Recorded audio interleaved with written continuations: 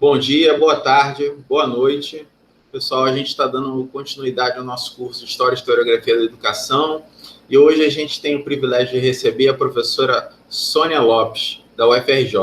Eu vou apresentar ela devidamente, lendo um trechinho do currículo dela, falando um pouquinho da experiência dela como professora da UFRJ. Bom, ela, além de professora da graduação, ela é professora do programa de pós-graduação da Faculdade de Educação da Universidade Federal do Rio de Janeiro. Doutora em Educação Brasileira pela Pontifícia Universidade Católica do Rio de Janeiro, em 2003, com um estágio pós-doutoral em História da Educação pela Universidade de Lisboa.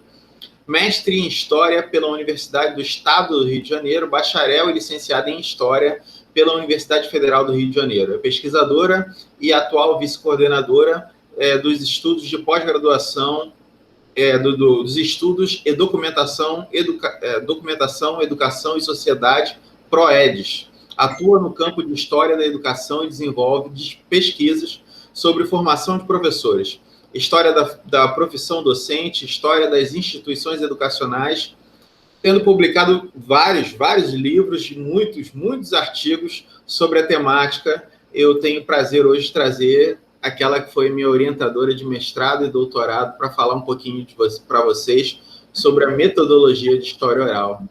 É um prazer recebê-la, Sônia, minha querida orientadora, para falar um pouquinho para os meus alunos dessa vez. Bom. Gente, boa noite. Aqui no Rio já é noite, já está escuro.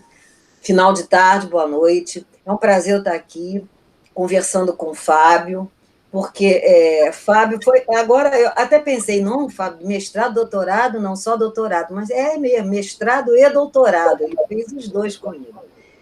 E eu tenho, assim, um prazer enorme, né, de estar aqui podendo conversar com ele, porque Fábio fez um trabalho maravilhoso. Fábio fez um dos mais belos trabalhos que eu já vi, né? Não é nem dos meus orientandos, de todas as bancas que eu participei. Um trabalho de fôlego, um trabalho muito bem feito. Eu, às vezes, quando me dá saudade deles, dos alunos dele, principalmente, eu pego a tese do Fábio e fico olhando aqui. No outro dia eu cheguei a chorar, de tanta emoção. Eu falei, gente, como é que pode? Como é que ele produziu essa coisa maravilhosa e eu contribuí para isso? Me dá, assim, uma emoção fortíssima. Mas, então hoje a gente vai conversar um pouco sobre um tipo de metodologia muito utilizada no campo da história da educação, que é a história oral. Eu estava há pouco conversando com o Fábio e estava dizendo para ele, Fábio, quando eu fiz o meu mestrado, lá no início dos anos 90, a história oral, ela nem era bem vista na academia, ela era vista como uma coisa menor, não é? Porque havia muito, digamos assim, preconceito em relação à história oral. Até porque as pessoas ainda não tinham se aprofundado, não havia muita teorização sobre esse método, e se fazia assim meio que de qualquer maneira, né? Mas, ao longo do tempo, muitos estudos foram sendo feitos, muitos livros foram publicados. Então, a gente hoje pode dizer que a história oral é um procedimento metodológico que privilegia o quê? A realização de entrevistas, de depoimentos, né?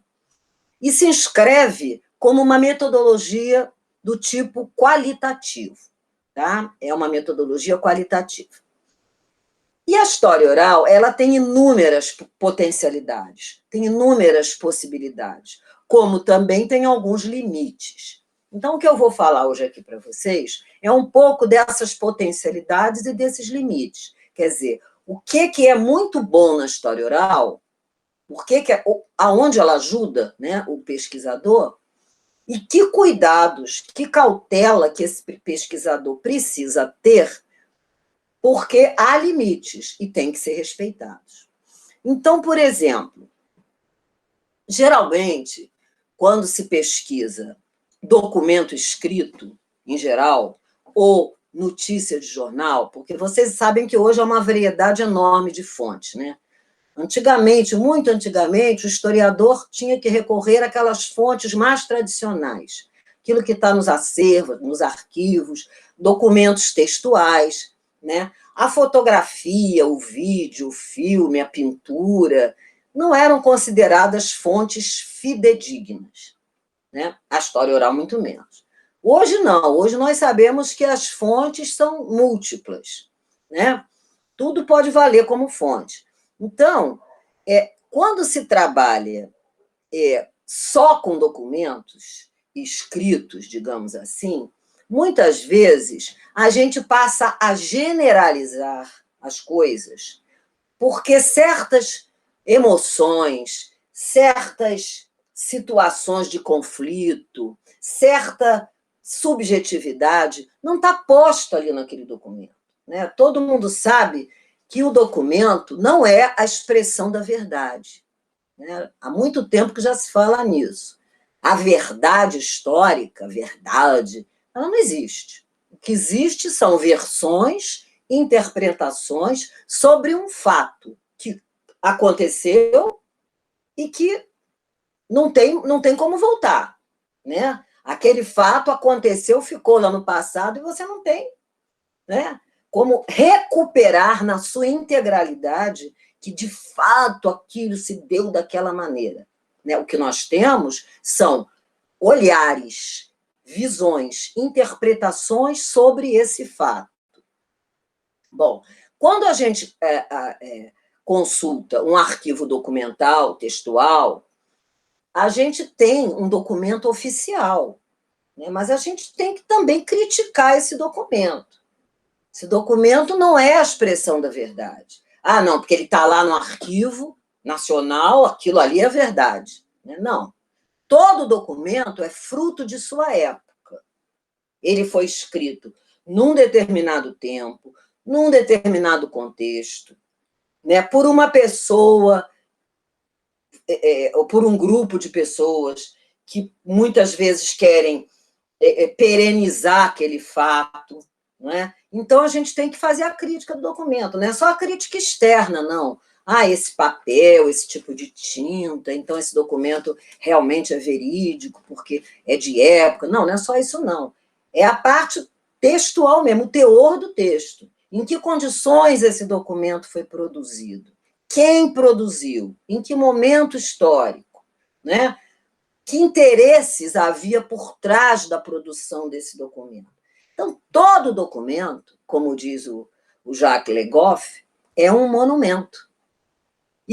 E o monumento nós temos que desconstruir, né? É aquela coisa da estátua, né? Você bota uma estátua lá de um camarada, faz uma estátua maravilhosa, cultua aquilo, depois a gente vai ver que aquele camarada foi um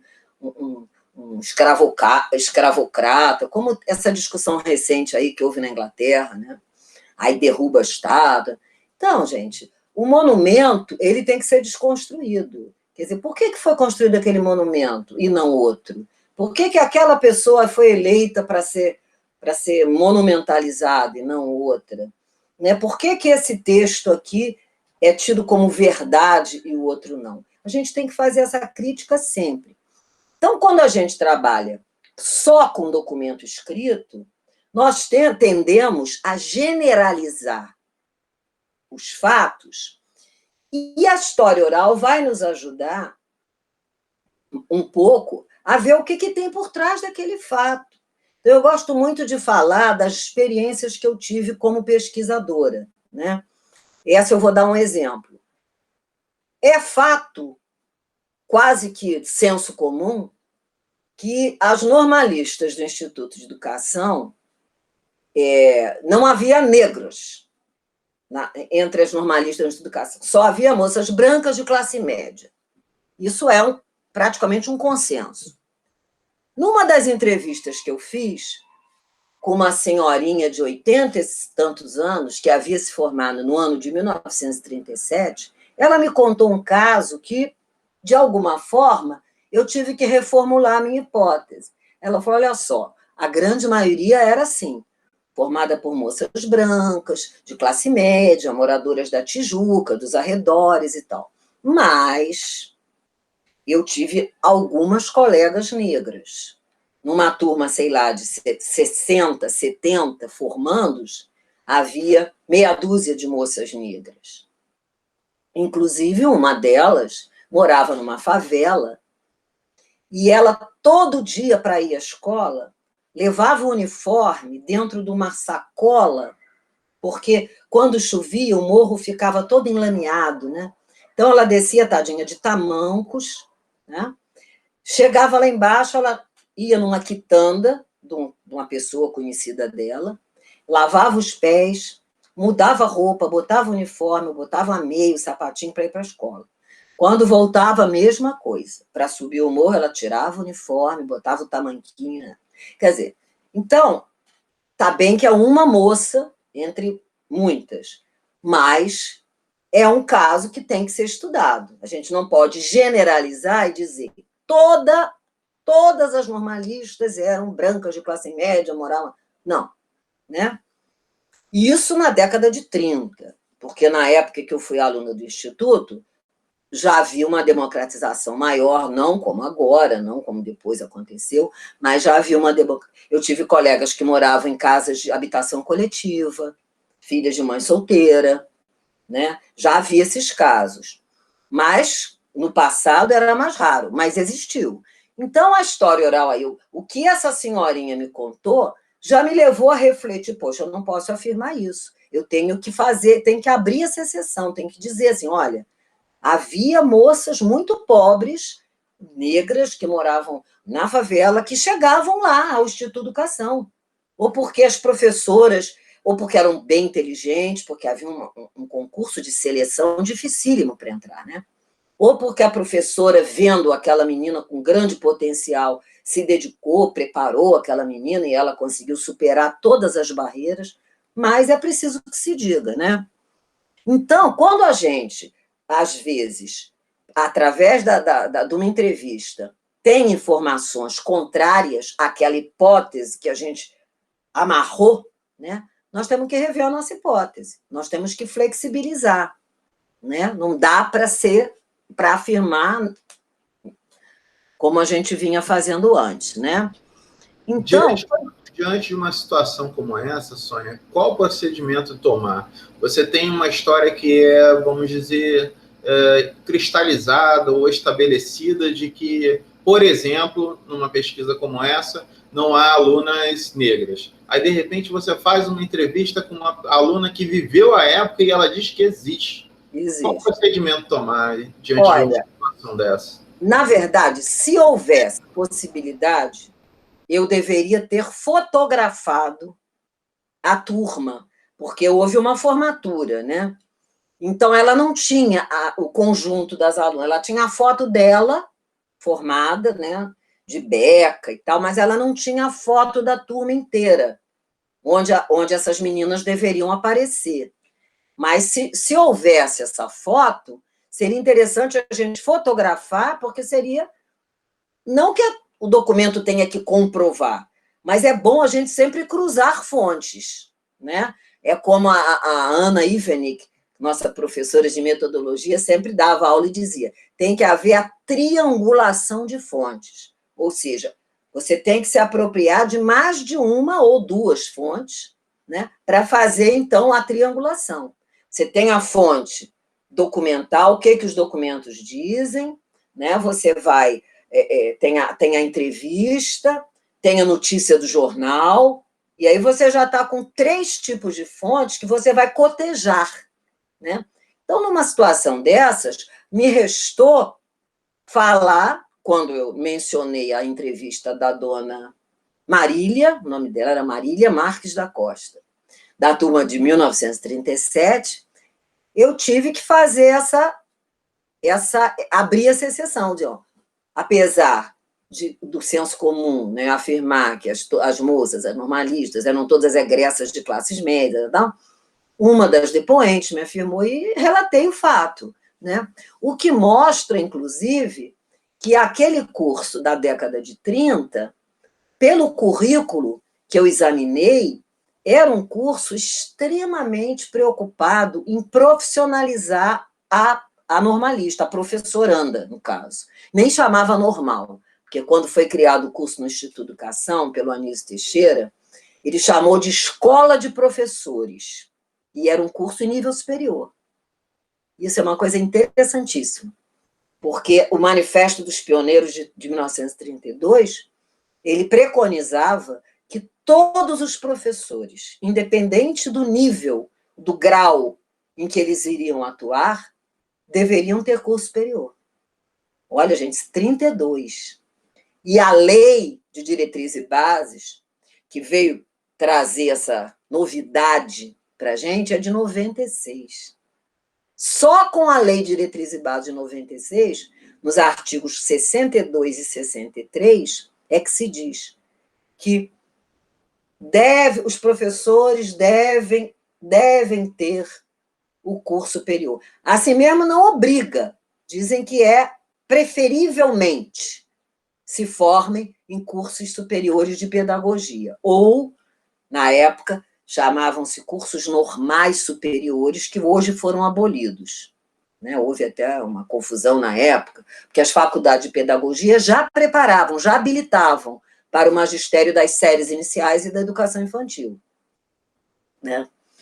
Mas a LDB, ela traz como um espaço novo de formação de professores em nível superior os cursos normais superiores. Em que esses cursos diferiam das faculdades de pedagogia? Era uma novidade trazida pela LDB, tá? Eram cursos mais aligerados, a maioria eram feitos em 2 anos, e eles tinham pouco compromisso com a pesquisa. Eles passaram a funcionar em antigas escolas normais. O Instituto de Educação, por exemplo, em 2000, terminou a formação a nível médio. E só tinha formação no curso normal superior. Mas nós não tínhamos, digamos assim, investimentos, estímulo, motivação para pesquisa. Era como se fosse um curso. As alunas que vinham fazer o curso normal superior, os alunos, que era misto, lógico, muitos deles eram egressos do curso normal nível médio. E uma vez eu fiz uma pesquisa, conversando com eles, uma pesquisa meio informal, e eles me disseram, professora, a maioria das aulas que a gente tem aqui é repeteco do que a gente tinha lá no nosso normal. Não muda nada. Eu e Maria Carolina Granato, que você conhece, dávamos aulas de história. E a gente encarava aquilo como um curso superior de verdade. Começamos a mandar textos mais cabeludos, assim, mais densos, e os alunos se assustaram, né, a princípio, né? Porque eles estavam acostumados com aquelas professoras egressas do normal médio e que davam aquelas aulas de didática, de prática de ensino, no mesmo nível, no mesmo padrão. Né? Aos poucos, as universidades começaram a bater, a criticar esses cursos normais superiores, porque nós temos pesquisa, nós temos extensão, nós temos bolsistas, né? E os cursos normais superiores não tem nada disso. A nossa formação é feita em 4 anos, ou até 5, lá eles estão aligerando. Então, vários cursos normais superiores surgiram no Rio de Janeiro, no Rio e no Brasil todo, mas estou falando do Rio porque é a minha realidade, né? Em faculdades particulares, eram cursos baratos, porque não tinham pesquisa, não tinham orientação, não tinham trabalho final. Lá no Instituto, nós tentamos fazer uma coisa um pouco mais diversificada. Fizemos um currículo mais amplo, estabelecemos 4 anos para que os alunos obtivessem a licenciatura, fizemos a exigência de um trabalho de conclusão de curso, que a gente chamava de TCC, e eu era até coordenadora de pesquisa, porque eu estava no doutorado, e quase ninguém tinha doutorado, aliás, ninguém, acho que eu fui a primeira ou a segunda do grupo a defender doutorado, né? Tinha muito mestre, tinha especialista, doutor quase não tinha. Como eu tinha acabado de entrar no doutorado, o diretor pediu que eu assumisse a coordenação de pesquisa, e era eu que, então, que organizava essa parte dos trabalhos finais, né? E era muito difícil. Eles, olha, penavam para fazer uma monografia de 30, 40 páginas, uma dificuldade para escrever, uma dificuldade para pesquisar, não é? Então, a gente, na medida do possível, conseguiu alguma coisa. Mas hoje, o curso normal de lá não existe mais. Agora é pedagogia, curso de pedagogia, né? Olha, nessas suas pesquisas, nessas entrevistas que você fez para montar o seu trabalho lá no Instituto de Educação, certamente você fez pesquisas usando questionários, né? Sim.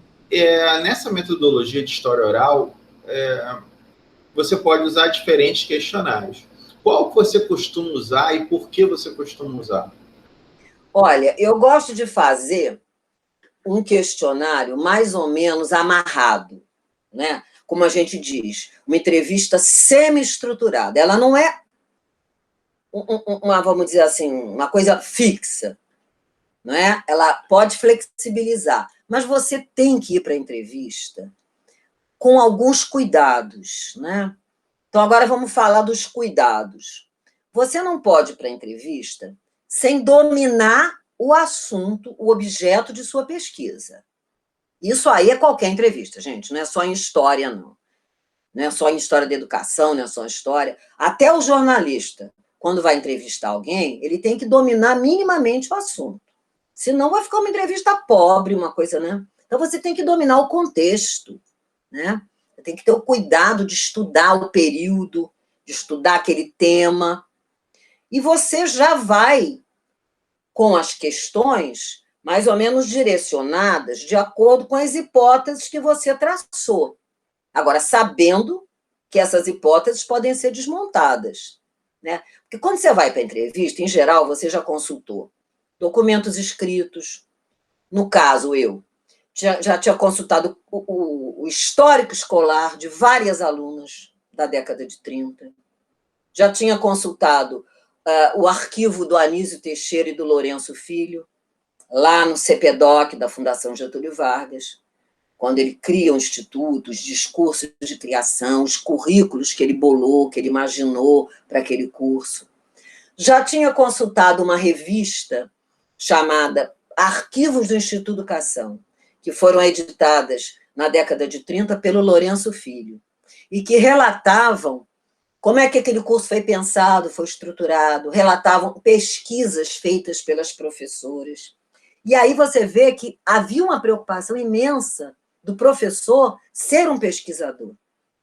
Não era uma pesquisa desinteressada, vou pesquisar.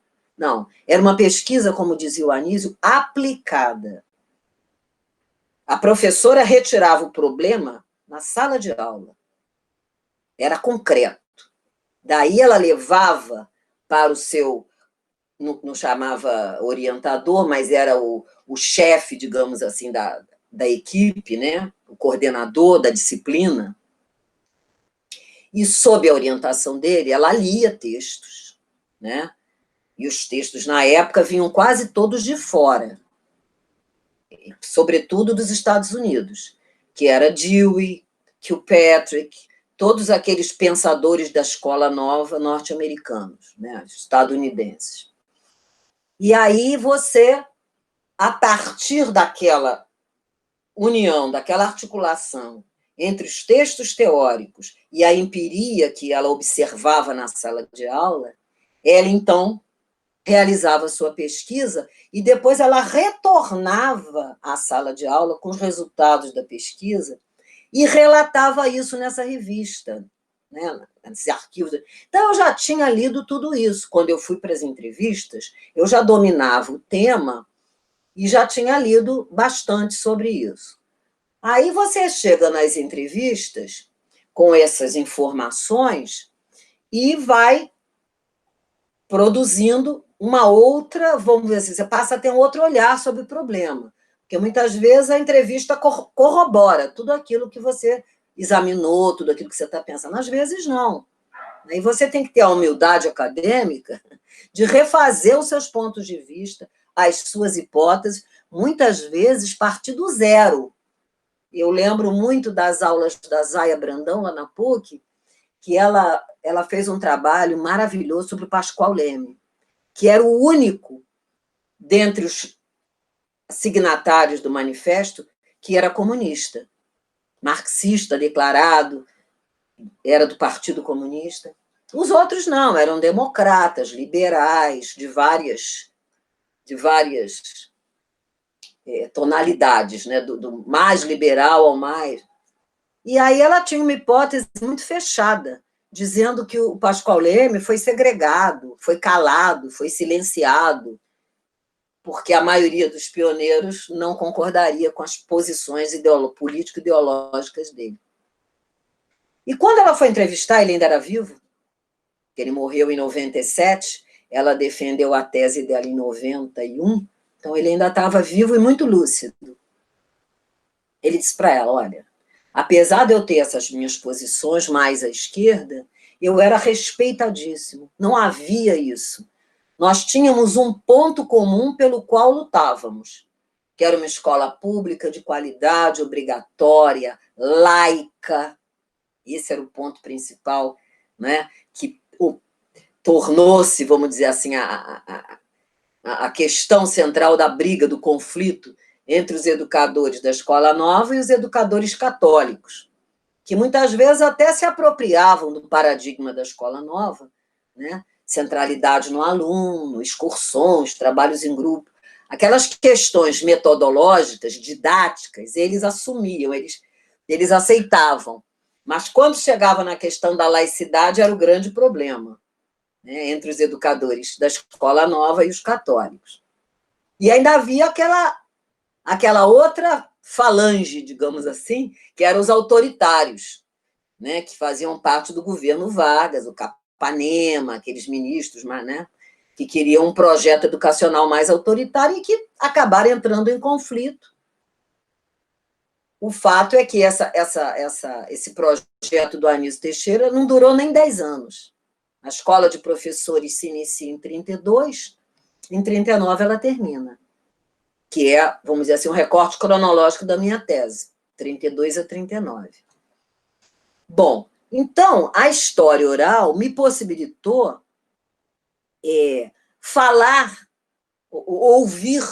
ouvir testemunhas, tá, que não fazem parte da historiografia oficial. Eu pegava documentos escritos pelo Anísio, pelo Lourenço, pelos professores, pelos pesquisadores de história da educação, tipo Saviani, Moacir Gadotti, outros, né, que estavam muito baseados em documentos oficiais. Mas quando você pega aquela menina, aquela jovem, que estava estudando lá na época, né, e entrevista, ela te traz uma série de informações e você não vai conseguir documento algum que esteja nesses acervos, e muitas vezes nem nos jornais, né? Porque elas vão te dizer, olha, tinha algumas que eram contra, o Anísio foi meu professor, o Anísio deixava a gente falar à vontade, ele tinha um método de aula que ele provocava, e a gente falava, e nós não estávamos acostumadas a isso, né? Que geralmente o professor é, né, o detentor da verdade, e o aluno nem abre a boca. Então, me contaram coisas incríveis, que não estavam nesses documentos oficiais, né? Foram elas que me chamaram a atenção para a diferença de posição, digamos assim, entre o Anísio Teixeira e o Lourenço Filho, que ambos são assim identificados como os grandes líderes da Escola Nova, né? Ao lado de Fernando Azevedo, claro, que foi o autor do manifesto. Então, são os três, né? Fernando Azevedo, Anísio Teixeira e Lourenço. Mas elas me chamaram a atenção para dissensões entre as maneiras deles verem aquele modelo de formação docente, né? Apesar de, claro, as semelhanças serem maiores, majoritárias. Mas havia dissensões. E aí eu fui, através desses indícios, e aí até a banca que me examinou a minha tese, a professora Clarice Nunes, falou, olha, o grande avanço da tua tese foi você mostrar como esse projeto dos pioneiros, que se vendeu sempre como um projeto, né, vamos dizer assim, totalmente articulado, totalmente homogêneo, ele comportava diferenças. Diferenças negociadas, é bem verdade, né? Porque eles queriam que a bandeira deles vingasse, né? A escola pública de qualidade. Enquanto o governo Vargas apoiou essa iniciativa, foi tudo muito bem. Mas na hora que o governo Vargas começou a ver que esse projeto incluía, vamos dizer assim, falava em muito democracia, escola democrática, escola laica, escola para todos, aí houve a colisão com o projeto autoritário, né? E o projeto dos chamados pioneiros realmente acabou sendo o projeto derrotado. Então, quando a gente usa a história oral, nós podemos ter alternativas àquela história oficial, que já vem sendo contada, cristalizada nos livros, não é? E que se valeu apenas de documentos oficiais. E, muitas vezes, também mal analisados. Porque você tomar o documento oficial como verdade absoluta é uma coisa perigosa. Você tem que... Aí é o Luciano Faria Filho que nos conta essa história. Ele tem um texto muito bom, que ele fala da documentação que a gente obtém nas escolas, os decretos, a legislação. Ele diz, é preciso ver em que contexto foi concebida aquela lei, aquele decreto, não é? Que interesses estavam por trás disso. Hoje, por exemplo, agora, essa semana, nós fizemos uma entrevista com uma professora especialista em educação inclusiva, que fez uma crítica bastante séria a esse último decreto aí, que foi feito sancionado pelo presidente, né, o decreto 10.502, em relação às escolas de educação especial, né? Ele praticamente colocou nas escolas de educação especial toda a responsabilidade para as crianças, para os jovens, crianças e jovens com deficiência, quando que, pela educação inclusiva, essas crianças teriam que ser inseridas em classes regulares. É claro que isso dá trabalho, né? Aí os críticos vêm e dizem, mas botam as crianças nas classes regulares, mas o professor não sabe lidar com a diversidade. Não sabe, não soube agora, porque a inclusão é uma coisa muito recente. Essa política de inclusão é de 10 anos para cá, que as leis, né, tem uma de 2008, tem uma de 2009, tem uma de 2015, que é a Lei Brasileira de Inclusão, a LBI. Aos poucos, as universidades têm que se preparar, tem que formar professores que dominem Libras, né? Tem que formar professores, engenheiros, arquitetos, para poder lidar com a questão da acessibilidade para os cadeirantes, para as pessoas que não têm dificuldade de locomoção. Então, primeiro, isso tudo é um processo, né? Então, é por aí que a gente tem que pensar que a história oral tem muita potencialidade, mas também tem limites. Sônia, como após a entrevista, como proceder no tratamento dessa fonte para a gente utilizar na nossa pesquisa? Como é que a gente vai tratar esse conteúdo? Primeiro eu vou falar um pouquinho sobre os limites, para depois falar, vamos dizer assim, nos desafios e na dinâmica, né? Como é que você opera. Bom, primeiro, é pensar que você só pode trabalhar com história oral quando você estiver tratando de épocas contemporâneas. Lógico, isso é óbvio, né? Você não vai pegar uma pessoa que viveu agora ou nos anos 50 para perguntar a ela o que aconteceu no início do século. O máximo que ela vai te dizer é uma memória de segunda mão que ela ouviu da mãe, do pai, do avô, e aí já perde o sentido. E tem que ficar muito atento também para que não haja o predomínio da subjetividade. Porque você lidar com memória, com pessoas, e geralmente essas pessoas são idosas, né? Elas tendem a ver o passado de uma forma muito cor-de-rosa, elas tendem a dourar a pílula. É verdade. Isso tudo você tem que estar atento, entendeu? Muitas vezes a memória é seletiva. Você só lembra daquilo que realmente você quer lembrar. Muitas coisas você apaga da memória, e tem que apagar mesmo, senão a gente viveria louco, né? Se a gente não esquecesse, né? Tem que haver essa compensação, essa dialética entre lembrança e esquecimento. Mas elas, muitas vezes, elas se sentem importantes por estarem falando sobre o passado, querem se valorizar, e exageram, e douram demais a pílula, né? Então, você tem que saber que aquilo ali pode ser um excesso, aquilo ali tem que ser lapidado. Então, você ouve uma, duas, você não faz entrevista com uma pessoa só, você tem que fazer com várias pessoas, em geral, número ímpar, tá? Dependendo do objeto e da amplitude do objeto, você pode entrevistar. Quando você trabalha com história oral, em geral, você não faz muitas entrevistas, senão você já passa para um outro esquema de entrevista, que já não é história oral. A história oral, eu entrevistei, se não me engano, 7 professoras. 7. As pessoas fazem trabalho, em geral, com 5, 7, 9, por aí. Não passa muito disso, não, né? As entrevistas são densas, mas não são muito numerosas.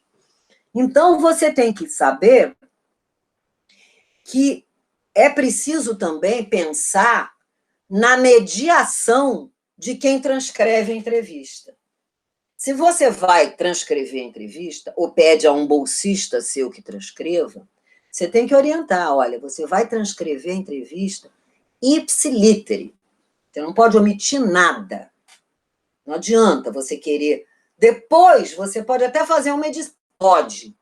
Pode, se houver muita coisa repetida. Mas na hora da transcrição tem que ser aquilo ali, ó, palavra por palavra. E tem que pensar também que se você não grava uma entrevista em vídeo, você vai perder muito. Muito. Por quê? Porque muitas horas você está lidando com a emoção. Eu tive uma senhorinha que, quando ela veio à lembrança dela um fato ocorrido com ela no instituto, ela se emocionou a ponto de chorar, de soluçar, de uma injustiça que ela sofreu por parte de um professor. Eu tive que parar tudo e esperar assim, uns 10, 15 minutos, tomar água com açúcar, até ela se recuperar e retomar a fala. E você vê a emoção das pessoas, a ansiedade, o nervosismo, os silêncios, o lapso, os esquecimentos. Isso tudo está registrado no gravador, mas tem que ser registrado também em vídeo, para você depois, na hora de fazer a transcrição, você lembrar direitinho de tudo o que aconteceu, né? Então, são esses limites que você não pode chegar, eu vou, como eu, primeira vez que eu trabalhei com história oral, eu entrevistei até por telefone, que era difícil ter acesso, morava no outro estado. Então, eu gastei uma nota de telefone, eu ficava lá interubando, entrevistando os políticos lá. Antes a gente tinha muita dificuldade de filmar, né? Agora Exatamente. Que a gente tem muitas possibilidades, facilidade, tem que filmar para não perder essa linguagem corporal.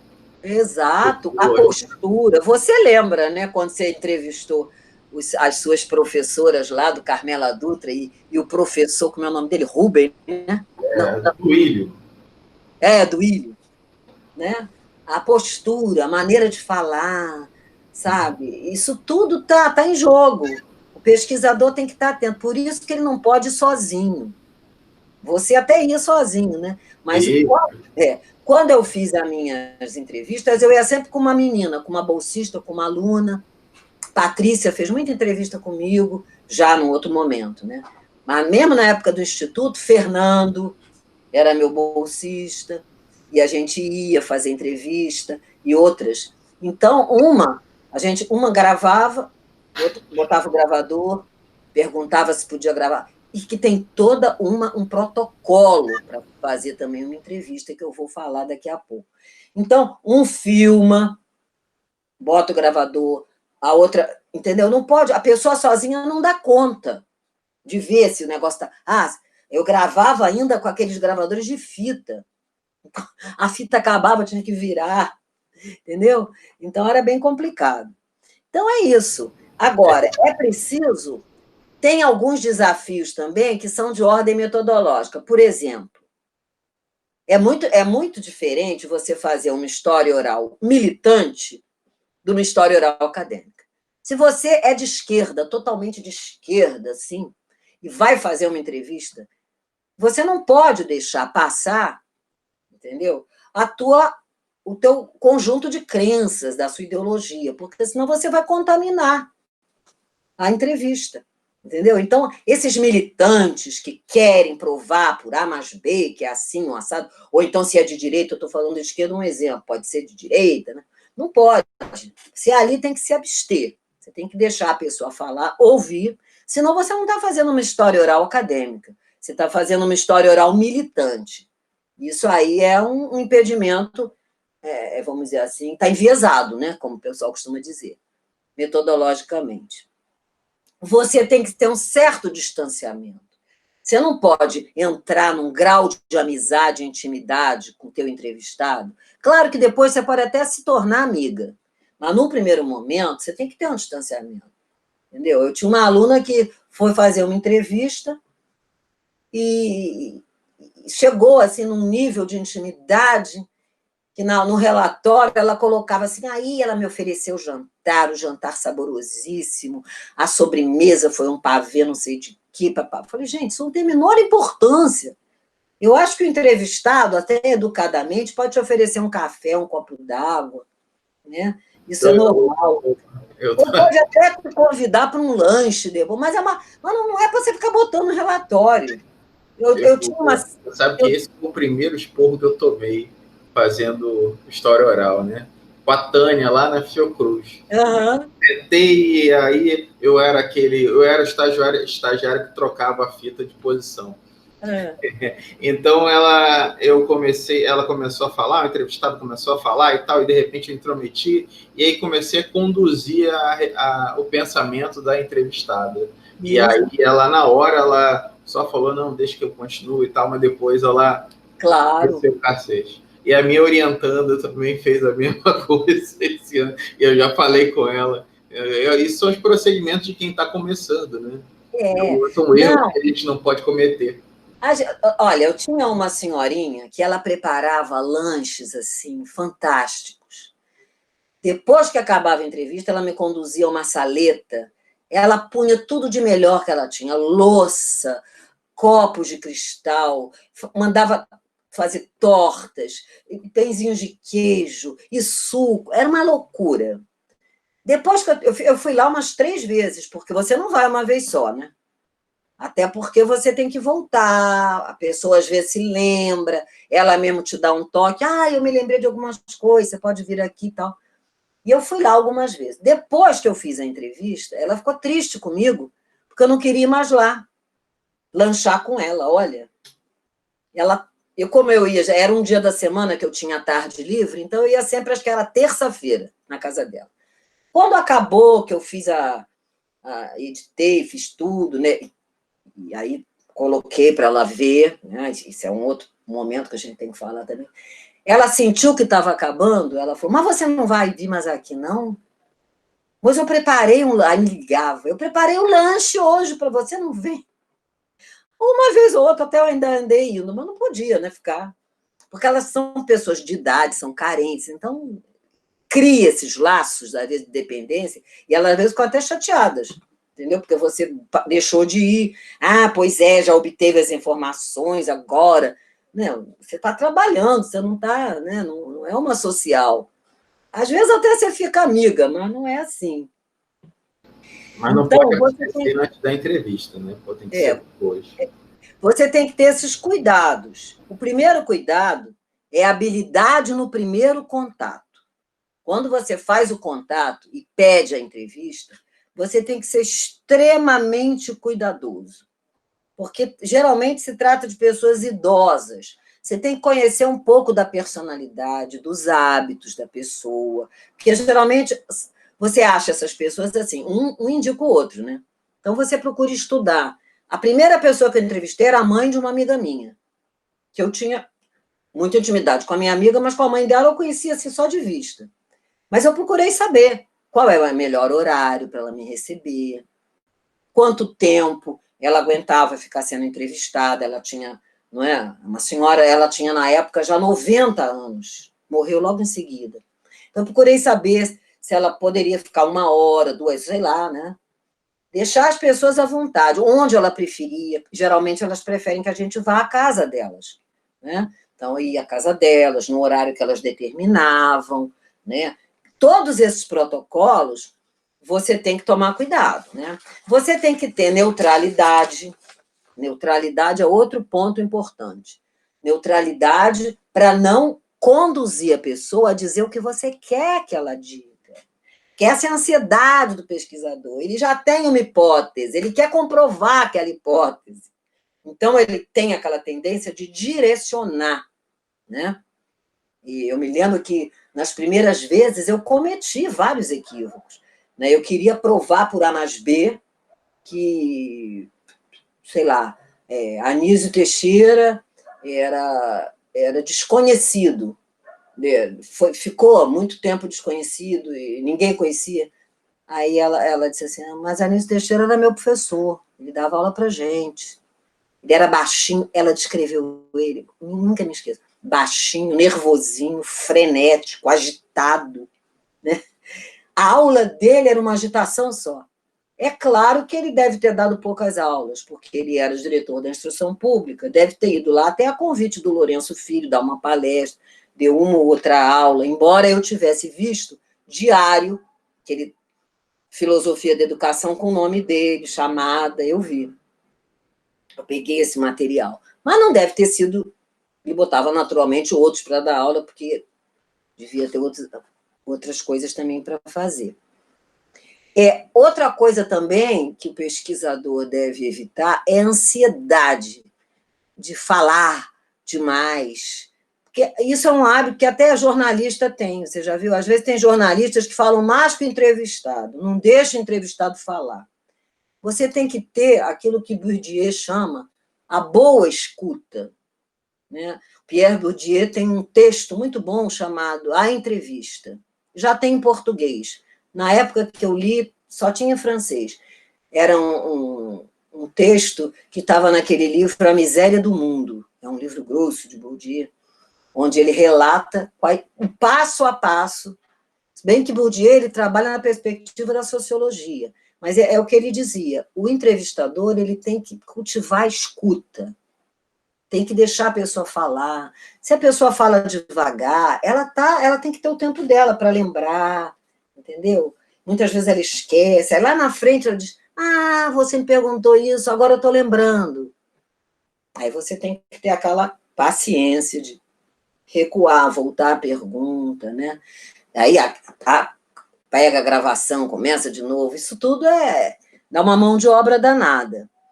Outra coisa também é não criar falsas expectativas nos entrevistados, porque às vezes eles acham que eles estão assim, vai sair publicado aonde? Isso é para quê? Entendeu? Aí você diz, não, é um trabalho de pesquisa. Mas eu vou... Aí se arrumam, botam a melhor roupa, vão no cabeleireiro, pintam o cabelo. Olha, é uma loucura, entendeu? Porque elas criam uma expectativa, eu estou falando elas... Eu tô falando elas... Vai passar no Fantástico? Coisas desse tipo. Então, você tem que ter o objeto muito bem recortado, muito bem problematizado. Você tem que saber o que você vai perguntar. Você não pode improviso, jamais. Na hora eu... Não, pelo amor de Deus. Nem entrevista jornalística você faz isso. Você tem que dominar minimamente o conteúdo, né? Então, você tem que ter o objeto recortado, porque as pessoas de mais idade, elas tendem a divagar muito. Então, você tem, às vezes, que mediar. Você tem que chamá-las para o teu objeto. Senão, elas vão começar a contar coisas assim que não têm sentido e que não fazem a menor diferença, né? Uma menor falta para o teu trabalho. Então, você tem que... Agora, tem que ser de uma forma muito educada, né? Muito educada, para que elas não sintam rejeição. Isso aí é um trabalho que você tem que se acostumar. E outra coisa, você tem que o tempo todo fazer simultaneamente a pesquisa documental, porque você depois vai cotejar essas fontes. Então, a pesquisa documental pode até preceder as entrevistas, mas elas não podem parar. Ah, agora eu vou fazer só história oral, então já está bom aqui. Não. Você continua procurando. Se você vai trabalhar com jornal, procurando na imprensa, se você vai trabalhar em arquivo, você continua a procurar, porque é bom que você vai cotejando e vai fazendo a triangulação das fontes. É nisso aí que você vai avançar na tua pesquisa, né? É claro que você também tem que preparar, já falei do roteiro, né?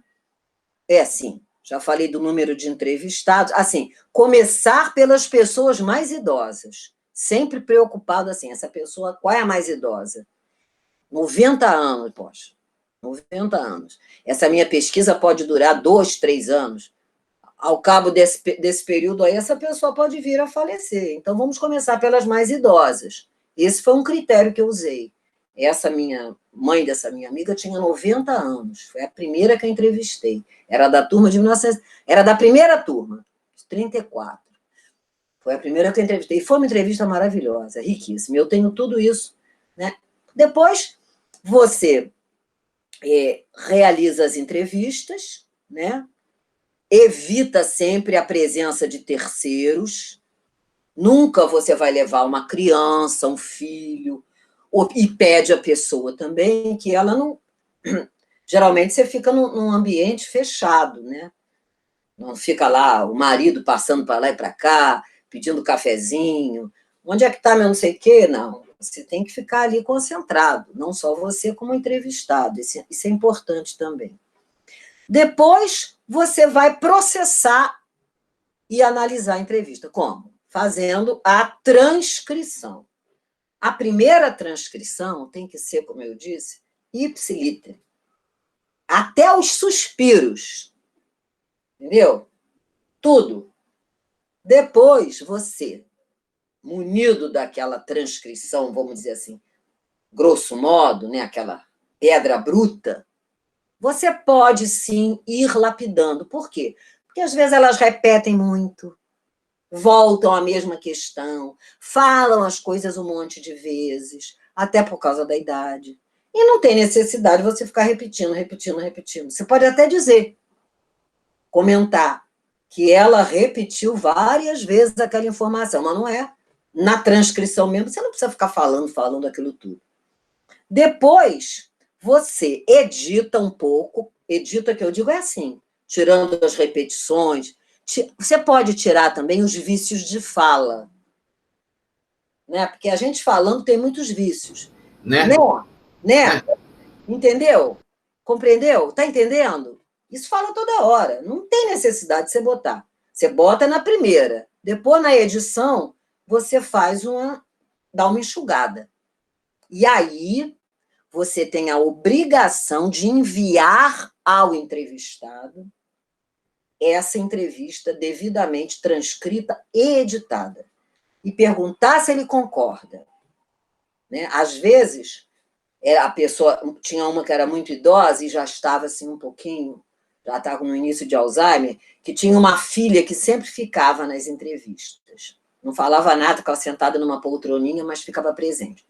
Quando eu mandei para ela, a filha dela discordou. Não, eu acho que você não entendeu direito aqui, tal, não era bem isso que ela quis dizer, papapá. Aí, para ela assinar, eu tive que fazer uma negociação. Isso acontece. Acontece. Se você não negocia muitas vezes, eles se negam a assinar e você fica sem entrevista. Né? Então tá. Faz uma revisão. Né? Depois que você obtém essa autorização, e essa autorização você tem os documentos, eu sei que você tem, que é um termo de compromisso, o pesquisador coloca o seu nome, seu endereço, seu telefone, seu CPF, sua identidade, declara que você vai usar aquilo para fins acadêmicos, de preferência leva uma declaração do seu orientador ou da instituição, que você é um pesquisador, que você está escrevendo, está pesquisando, está fazendo uma pesquisa para o seu TCC, ou para o seu dissertação, para o seu doutorado, né? E aí a pessoa assina, né? Você diz, comprometo-me a utilizar a cópia do depoimento de, nome da pessoa, constando de tantas páginas, exclusivamente para a finalidade declarada acima, ou seja, para fins acadêmicos. Declaro estar ciente de que a utilização indevida de depoimentos incorre na Lei de Direitos Autorais. Aí tem lá o nome, o número da lei, a data, né? Data e assina. E a pessoa também tem que ceder os direitos sobre o depoimento, né? Então, pelo presente documento, fulano de tal, nacionalidade, estado civil, profissão, carteira de identidade, domiciliado na rua tal, papapá, autoriza o pesquisador, fulano de tal, a utilizar-se do depoimento por mim prestado. Então, são 2 documentos, né, que você tem que levar depois que a pessoa concorda, lê e concorda. É importante ressaltar, né, que a pesquisa de história oral, antes disso tudo, tem que passar pelo Conselho de Ética. De ética. Você está lidando com os seres humanos, exatamente. E se aí, sendo aprovado o Conselho de Ética, aí sim eles aprovam, e aí você pode continuar com a sua entrevista, ou fazer... Você pode até iniciar o processo de entrevistas, mas, paralelamente, você submete, entendeu? Porque, às vezes, isso demora. Lá na faculdade, o meu não demorava, porque eu tinha... A Miriam era da comissão, então eu ficava apertando ela, Miriam, vamos embora. Em 1 mês, eles me deram a autorização e tudo. Mas, às vezes, demora meses, entendeu? Você tem que ter sempre... dar uma apressada lá no pessoal da comissão para agilizar. Olha, gente, eu vou perder o prazo, eu tenho que apresentar o relatório. Ainda mais quando é pesquisa financiada. Você tem que apresentar relatório, aqui no caso a FAPERJ, ou o CNPq, ou a CAPES, entendeu? Essas agências aí você tem que estar... E você sabia que agora tem questionário para ser preenchido não verbal, você também precisa de passar por processo de ética? Eles estão apertando, né, nessa questão. É isso mesmo. Agora, aí depois, uma coisa, agora, só para finalizar, quando você usa um depoimento no seu trabalho acadêmico, você não pode apenas relatar o que a pessoa disse, como se fosse assim um relatório de pesquisa. Não. Indagado sobre isso, dona fulana disse isso assim, assim. Indagado sobre isso, a dona ciclana disse isso assim, assim. Gente, trabalho acadêmico precisa uma constante interlocução entre as fontes e a teoria, tá? É a que a gente chama de campo empírico, é o campo que se observa, os documentos, aquela parte toda de fontes, aquilo é a empiria.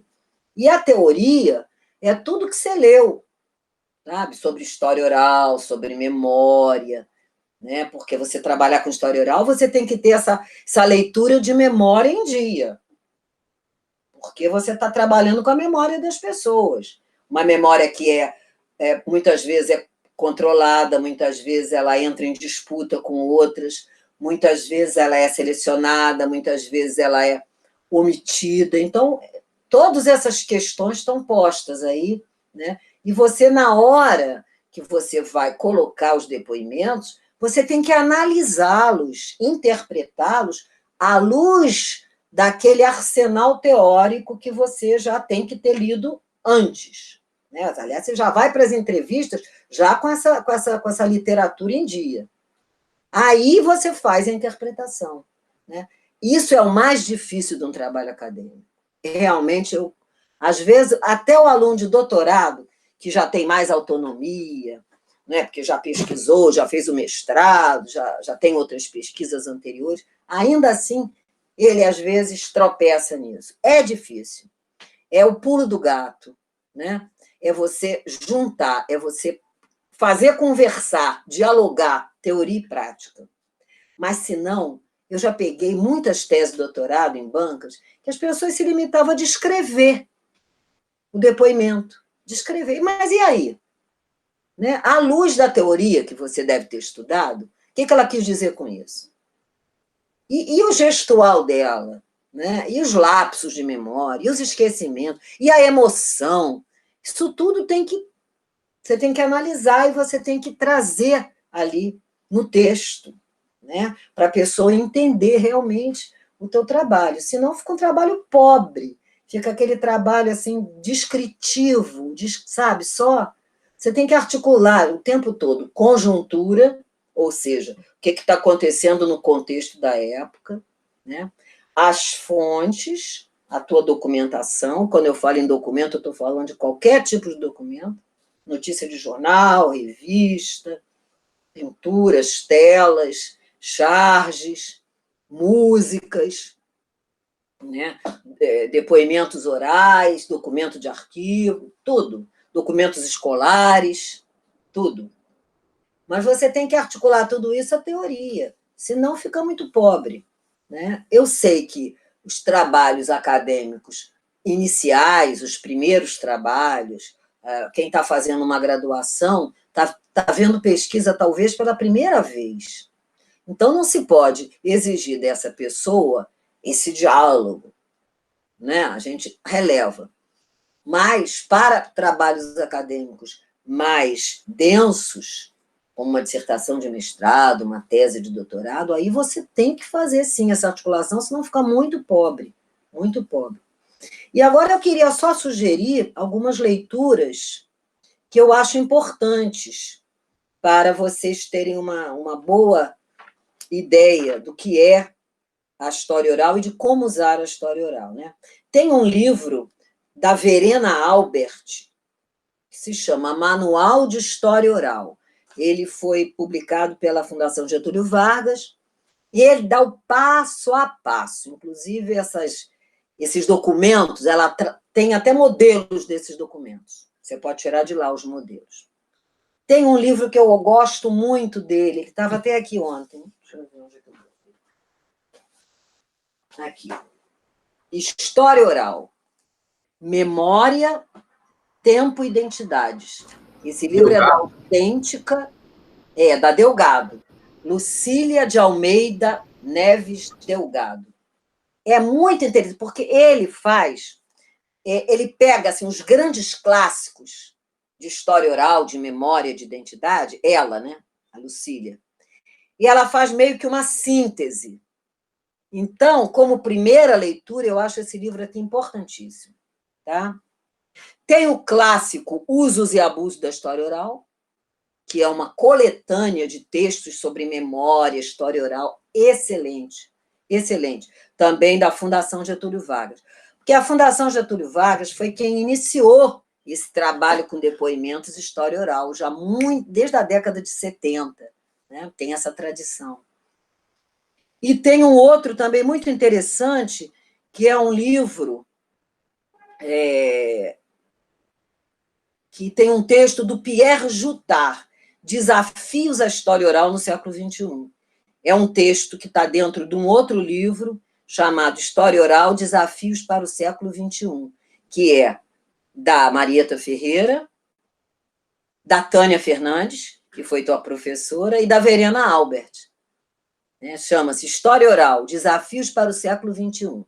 Então, essas 4 obras são assim fundamentais para a gente iniciar esse trabalho, né, de conhecer essa metodologia da história oral, argumentar, e ver que essa metodologia, hoje, ela já é uma metodologia que está, vamos dizer, muito respeitada na academia, mas que nem sempre foi assim. Então, quem trabalhava com isso há 20, 30 anos atrás, apanhou muito nas bancas, né? Mas por que você usou isso? Não tinha documento? Eu falei, não tinha. Eu cheguei lá, sobre Estado Novo não tinha nada. Eu ouvi muito isso na minha banca de mestrado. Tive que apelar para a história oral porque realmente havia uma lacuna documental sobre o período em que o Lorival Fontes serviu ao segundo governo, tinha fonte demais. Porque naquele momento ele queria aparecer democrata, liberal, então os documentos estavam liberados, né? Mas no momento que ele foi lá o diretor do DIP, né, no momento autoritário, aquilo ali ele queria apagar. E aí os arquivos também, você sabe, eles são trabalhados, selecionados, a família cede o documento. Né? Então, um documento que vai, digamos assim, trazer uma imagem mais negativa do seu amigo, do seu parente, você né? Podendo esconder. Isso tudo a gente tem que pensar, né? Mesmo os arquivos, aquilo que você acha no arquivo, está longe de ser a verdade. A verdade, verdade, verdade, é irrecuperável. Você não recupera. Você se aproxima. A pesquisa te leva a se aproximar do fato. Mas dizer que como ele ocorreu assim, 100%, jamais. Vamos perder essa ingenuidade, né? É por aí. Ok. Professora Espero Sônia, ter ajudado um pouco aí. certamente jogou luz sobre esse trabalho de história oral e vai fazer bastante sucesso aqui entre os nossos alunos. Que bom. Eu gostaria de agradecer a sua presença. Ela é professora associada da UFRJ e veio aqui para prestigiar o nosso estudo. Então, se você tiver algumas palavras finais para os nossos alunos da UFAM, eu vou te passar para as últimas considerações e aí a gente encerra. Certo. Olha, quem está me ouvindo, quem vai me ouvir, é com muito prazer que eu fiz essa participação e possivelmente farei outra. Estou sempre à disposição de Fábio, porque ele também sempre está à minha disposição. Nós temos uma troca muito rica, né? Fábio foi um dos meus alunos que fez um dos trabalhos mais bonitos sobre o tema sobre o qual eu pesquiso há tanto tempo. O trabalho dele é fantástico. Ficou um trabalho longo, é quase uma linha de pesquisa, né? Porque são 2 volumes, assim, são mais de 500 páginas, mas tem muita foto, ele tem uma variedade de fontes incrível. Então, vocês estão com um professor absolutamente competente, e mais, eu acho que mais do que competência num professor, é a generosidade. Eu acho que Fábio traz dentro dele isso, é dele, né? Generosidade, compartilhar com os alunos o que sabe, o que tem. Muitas vezes eu sou até um pouco egoísta, porque eu não gosto de emprestar livro, eu tenho medo danado de sumirem meus livros. Então, às vezes, eu armo umas estratégias, eu tiro a xerox e tal, porque livro é um negócio perigoso, né? Porque você vê aquele que está esgotado, mas a gente sempre arranja um jeito. É um colega que digitaliza e que compartilha no grupo, né? Mas o Fábio é absolutamente generoso. É uma pessoa que tem paciência, tranquilidade. Não quero falar em vocação para o magistério, que eu não acredito muito nisso, não. Mas, realmente, se a gente for apostar nisso, né, alguém tem o dom para o magistério, Fábio tem. Ele é um professor nato. Ele é uma pessoa de uma grandiosidade, vocês estão de parabéns. E eu quero ver aí os frutos desse trabalho, né? Porque no outro dia eu estava triste aqui, porque eu me aposentei, né? Então, eu vou a algumas bancas, eu faço algumas lives e tudo. Mas no outro dia eu estava triste aqui, me lembrando dos alunos, me lembrando das orientações, aí eu pego a tese de um, pego a dissertação do outro. Cheguei a chorar quando eu vi a dele. Eu falei, gente, como esse menino trabalhou, como esse trabalho é maravilhoso, como esse trabalho contribui para a gente entender todo esse processo de formação e de desprofissionalização da profissão, de precarização do trabalho docente, porque ele veio analisando, né, todo aquele processo, lá da escola normal do Instituto, da década de 20 até quase que o período atual. E aí eu fiquei meio triste, né? Aí fiquei mandando mensagem para ele. Eu falei, pô, Fábio, estou com a tua tese aqui, estou lendo, até chorei. Aí ele falou, não fica assim, não, porque o seu trabalho deu frutos, né? Então, eu estou vendo agora esses frutos do meu trabalho. Né? Essa geração do Fábio, que está preparando uma outra geração, que são os alunos dele, que provavelmente se tornarão também alguns professores, talvez de história da educação, talvez pesquisadores no campo. Então, assim, a gente se sente um pouco eterno, né? Sabe? Eu ainda não tenho netos, embora já tenha idade para ter, mas ainda não tive. Ainda tenho esperança de ter. Mas eu acho que é assim, um pouco assim, você ter filhos e ter netos é como se você realmente se perpetuasse um pouco. Mas quando você faz esse trabalho, quando você é professor, que você forma professores, que você forma pesquisadores, que vê, por exemplo, o Fábio, né, fazer um concurso para uma universidade federal, que é tão difícil passar, porque é uma vaga só, sabe? Tem muita concorrência hoje. Hoje tem muita gente se doutorando. Então, hoje está cada vez mais difícil. Então, esse menino aí tem um valor extraordinário, né? E todo o empenho que ele faz em preparar as aulas dele, o carinho que ele tem em preparar o material para vocês, vocês estão de parabéns. Eu quero ver esses frutos aí, hein? Depois vocês me mostram, tá? Então, garotada, vocês viram que eu fiz o meu trabalho direitinho. A gente se encontra na próxima aula. Um beijo no coração de todos. Tchau. Vocês também. Beijo. Tchau. Boa sorte para todos.